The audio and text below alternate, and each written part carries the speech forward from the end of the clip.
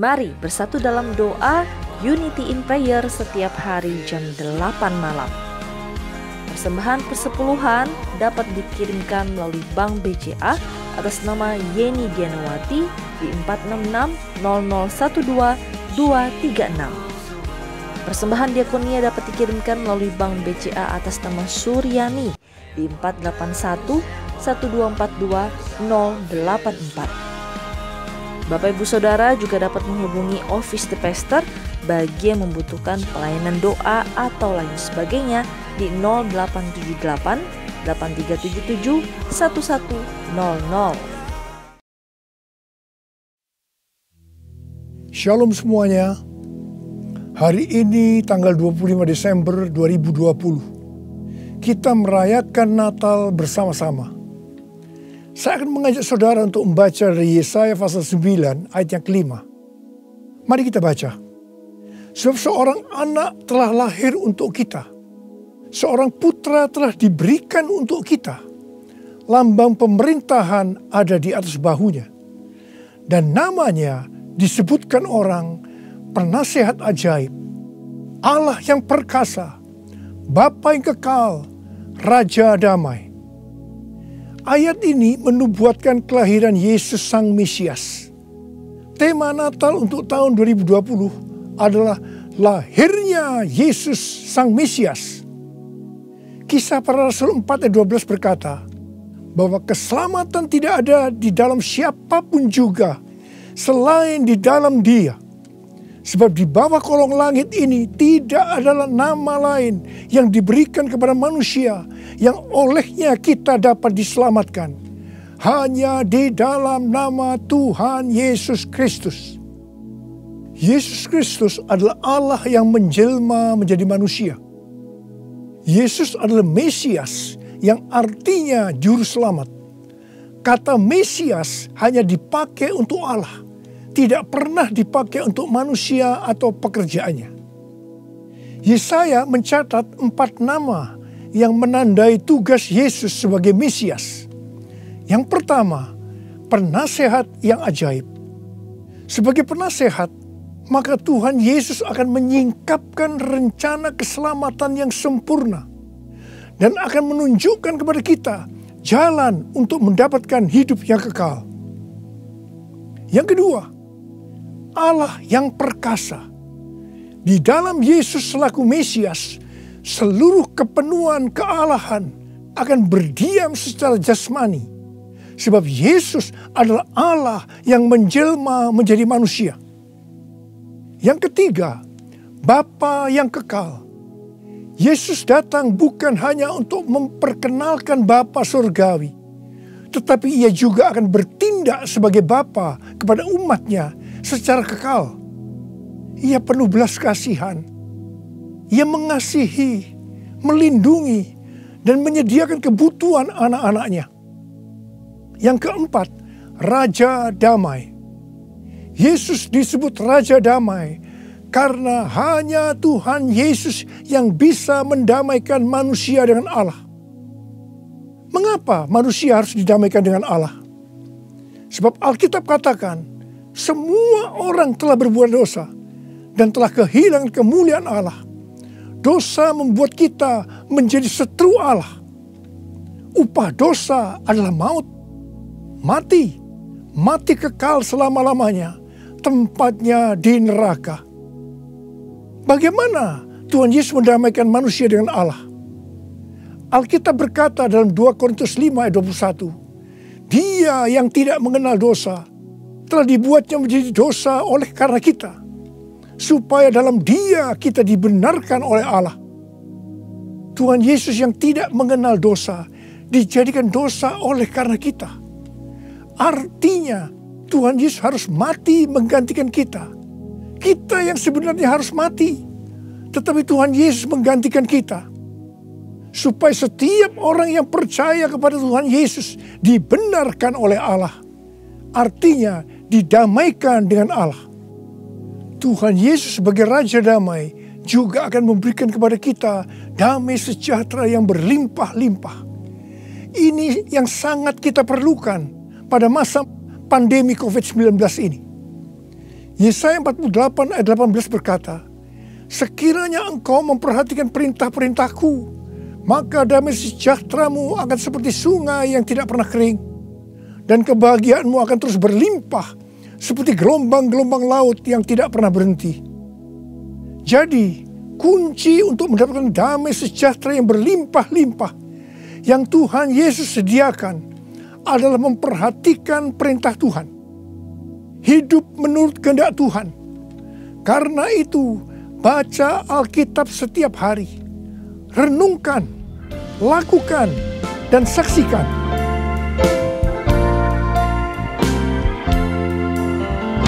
Yesus telah lahir ke dalam dunia ini, lambang pemerintahan berada di bahunya. Namanya penasehat ajaib, Allah yang perkasa, Bapa yang kekal, Raja damai. Semua manusia pujilah dan sembah Dia, glory bagi Dia. Haleluya, amin. Haleluya, amin. Haleluya, amin.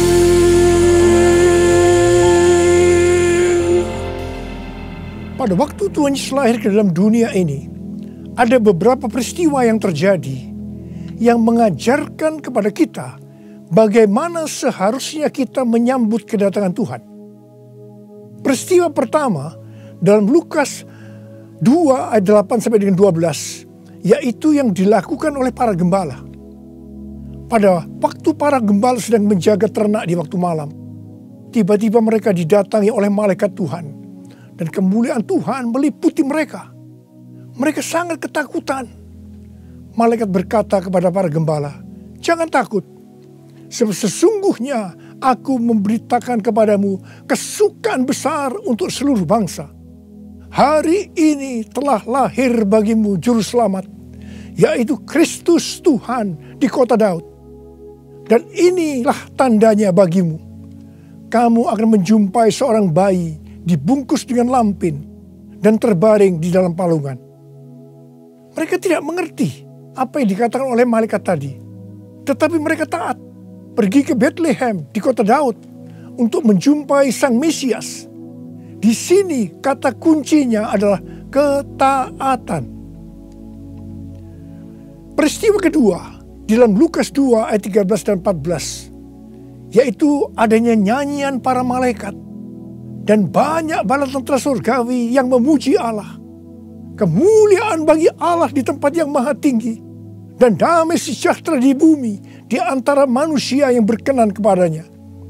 Di sini kata kuncinya adalah doa, pujian, penyembahan bersama-sama dalam unity siang dan malam. Peristiwa yang ketiga ada di dalam Matius 2 ayat 11 bagian A, yaitu waktu orang Majus sujud menyembah Sang Mesias. Di sini kata kuncinya adalah sujud menyembah Sang Mesias. Peristiwa yang keempat terdapat dalam Matius 2 ayat 11b. Orang Majus membuka tempat harta bendanya dan mempersembahkan emas, kemenyan, dan mur. Di sini kata kuncinya adalah mempersembahkan emas, kemenyan, dan mur.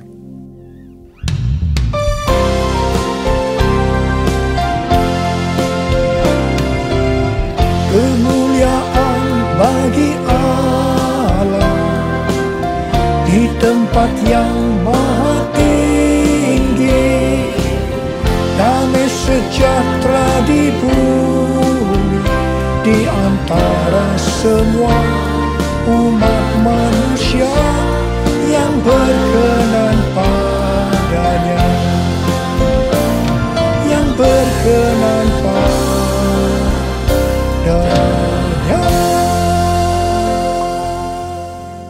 Karena Natal berbicara tentang kedatangan Tuhan Yesus yang pertama ke dalam dunia ini, maka hari-hari ini kita sedang menunggu kedatangan Tuhan Yesus yang kedua kalinya. Sesuai dengan 4 peristiwa yang terjadi pada waktu menyambut kedatangan Tuhan Yesus yang pertama, maka ada 4 hal yang harus kita lakukan untuk menyambut kedatangan Tuhan Yesus yang kedua kali. Yang pertama adalah ketaatan. Yang kedua, doa, pujian, penyembahan bersama-sama dalam unity, siang dan malam. Yang ketiga, sujud menyembah Tuhan Yesus. Dan yang keempat, mempersembahkan emas, kemenyan, dan mur. Mari, sekarang kita akan melihat penjelasannya satu persatu. Yang pertama, tentang ketaatan. Tuhan Yesus memberitahukan kepada kita bahwa kedatangannya yang kedua kali akan terjadi setelah Injil Kerajaan diberitakan di seluruh dunia, menjadi kesaksian bagi semua bangsa. Karena itu bagi kita yang merindukan kedatangannya, kita pasti sungguh-sungguh untuk menyelesaikan amanat agung Tuhan Yesus. Pentakosta ketiga akan memberikan kepada kita kuasa untuk menyelesaikan amanat agung Tuhan Yesus. Menurut kalender Ibrani, kita sedang memasuki tahun 5781 yang disebut dengan tahun P Alef, yang artinya 81. Angka 80 atau P menggambarkan mulut. Dan angka 1, Alef, itu merupakan permulaan yang baru. Yohanes 1 ayat 1 berkata, pada mulanya adalah firman. Firman itu bersama-sama dengan Allah. Dan firman itu adalah Allah. Di sini kita diingatkan bahwa untuk menyambut kedatangan Tuhan Yesus yang kedua kalinya, kita harus hati-hati dengan mulut kita. Harus hati-hati dengan perkataan kita, termasuk menuliskan kata-kata di media sosial. Diingatkan bahwa mulut bukan digunakan untuk gosip, untuk menjelekkan orang lain, untuk menghakimi orang lain, kata-kata kotor, hoax.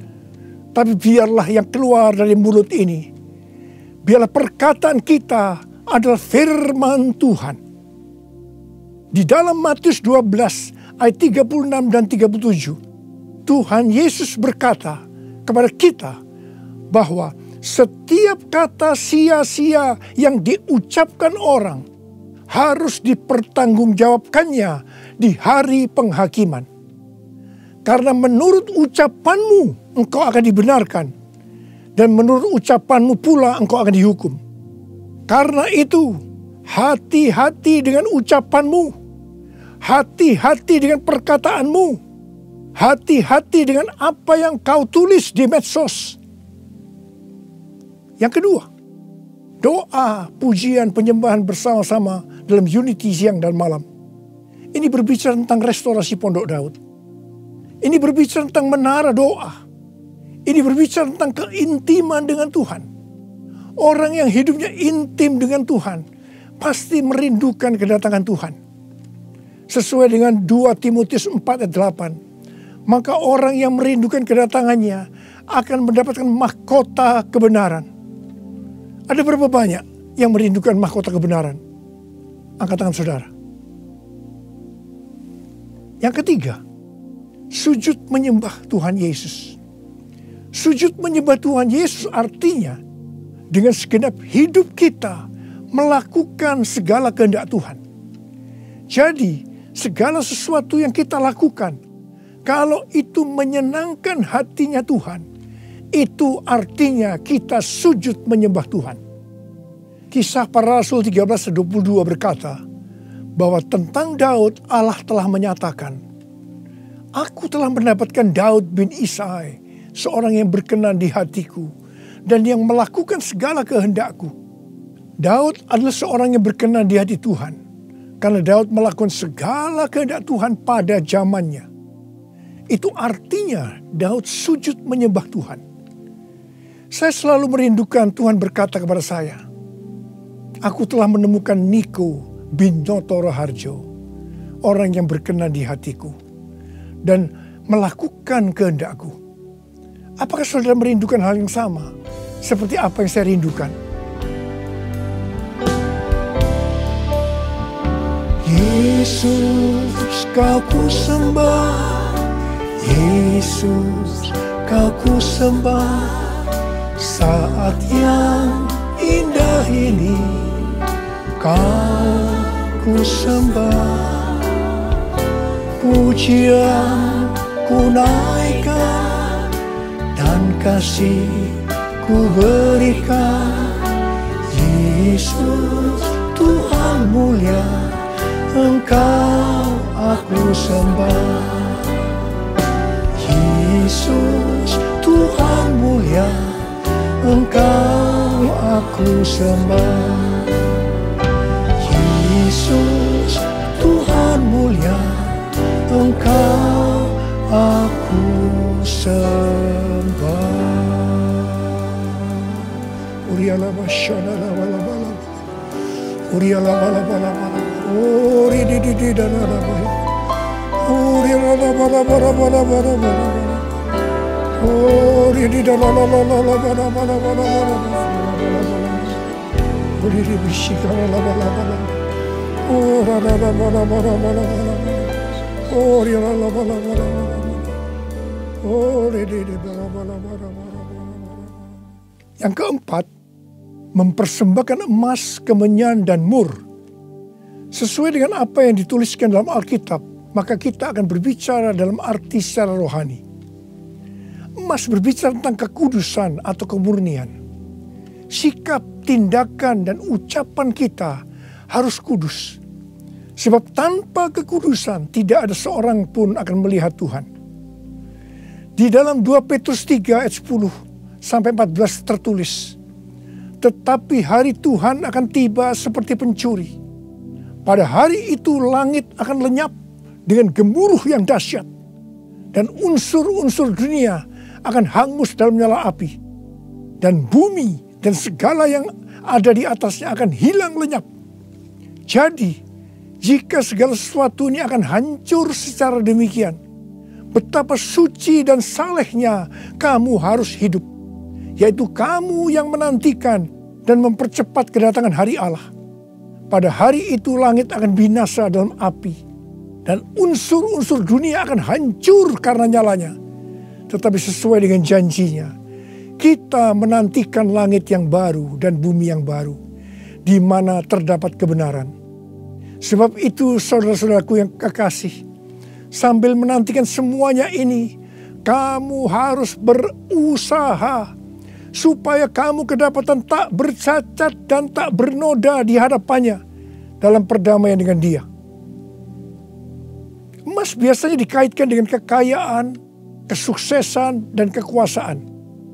Kebanyakan motivasi dari orang yang bekerja atau berusaha adalah untuk mendapatkan ketiga hal ini untuk dirinya sendiri. Tetapi kita diminta untuk mempersembahkan semuanya itu kepada Tuhan. Sehingga kita tidak akan cinta uang, kita tidak akan sombong, dan tetap mengasihi sesama manusia seperti mengasihi diri sendiri. Emas juga berbicara tentang sesuatu yang mahal harganya. Saya tidak tahu apa yang mahal harganya bagi saudara.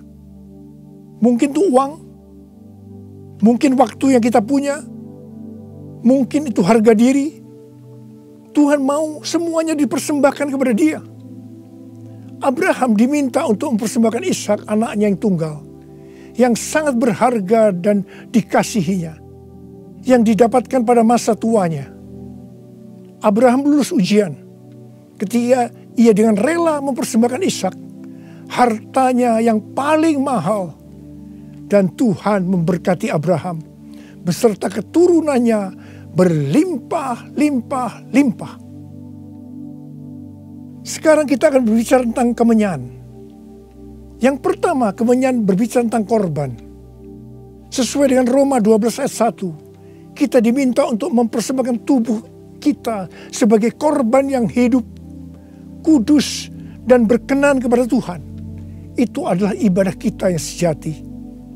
Kita harus hidup bagi Tuhan, menyembah Dia, menaati Dia, bersama Dia menentang dosa, membela kebenaran, menolak dan membenci kejahatan, melakukan pekerjaan yang baik untuk orang lain, seperti yang dilakukan oleh Tuhan Yesus.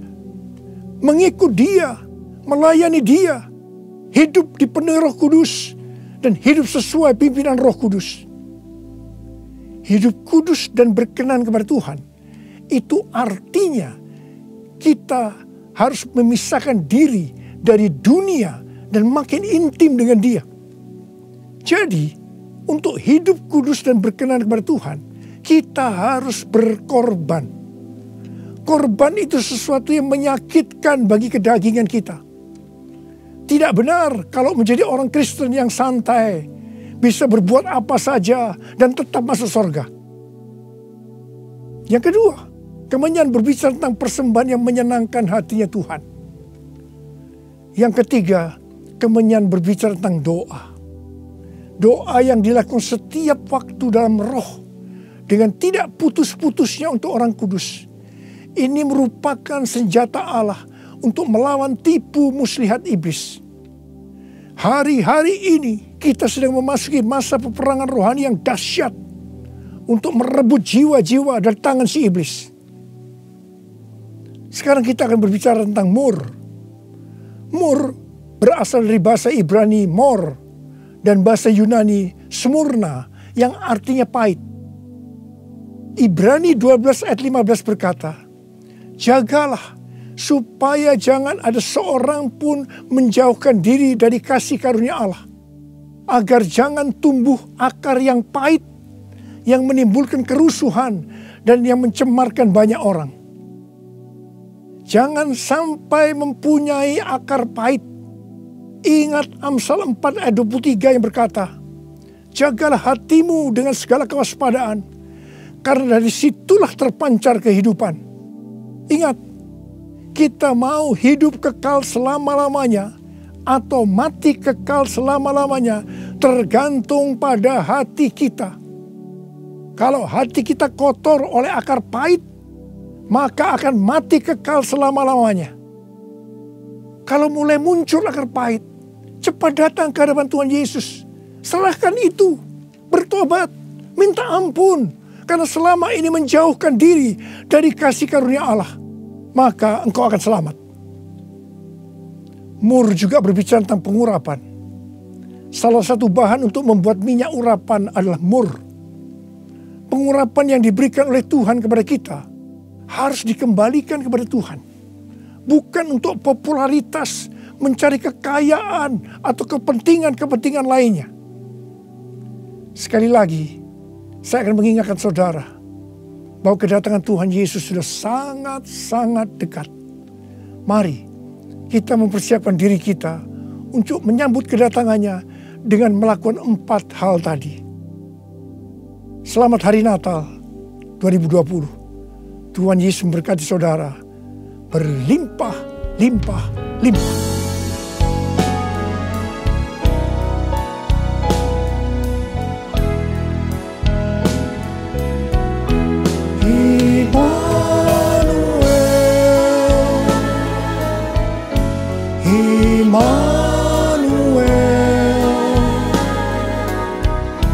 Namanya disebut Immanuel,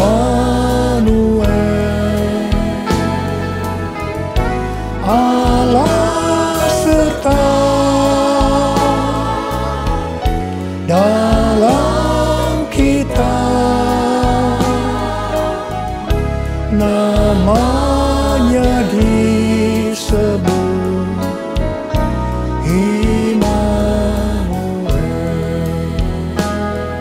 tangan kita, sembah Dia.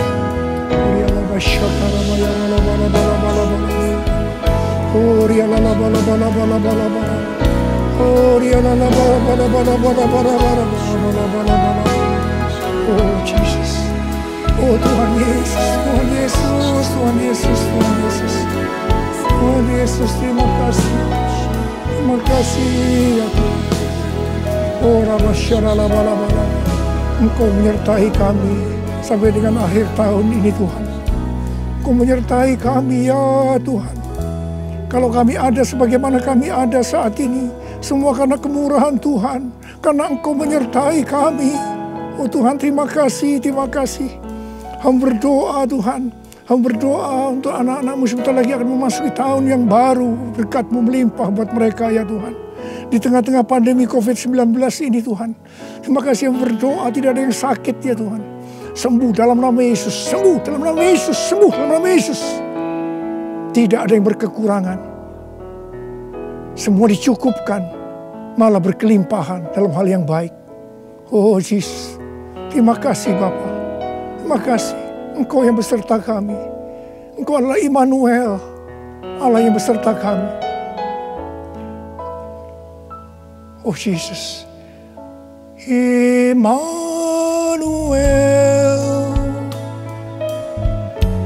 Immanuel, namanya disebut Immanuel, Allah serta dalam kita, namanya disebut Immanuel, namanya disebut Immanuel.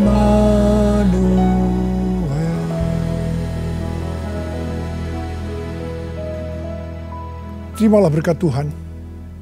Kasih karunia berlimpah-limpah daripada Allah Bapa dalam anak yang tunggal Yesus Kristus. Persekutuan yang manis dengan Roh Kudus menyertai saudara sekalian mulai hari ini sampai Tuhan datang menjemput kita di awan-awan dan bahkan sampai selama-lamanya. Yang percaya bersama-sama katakan amin.